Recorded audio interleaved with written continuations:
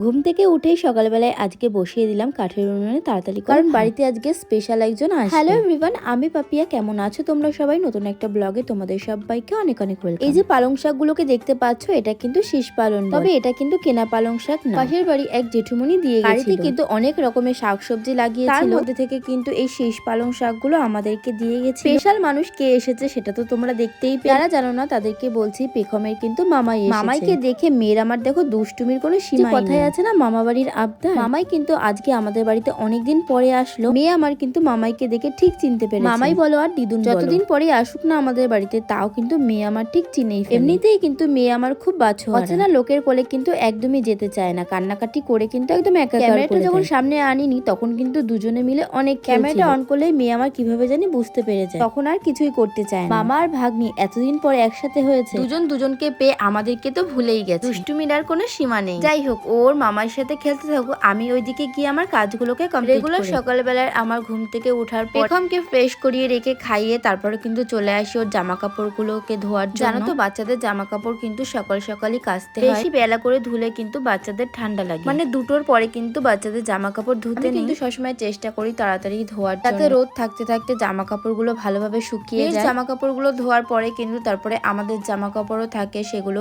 একবারে আমি ধুয়ে নিই। মাঝখানে কিন্তু প্রচন্ড পরিমাণে ঠান্ডা লেগেছিল, তাও কিন্তু রেগুলারই আমি জামা কাপড় ধুয়েছি। না ধুয়ে কোনো উপায় থাকে না, কারণ রেগুলারই আমাদের অনেক কাচাকুচি থাকে।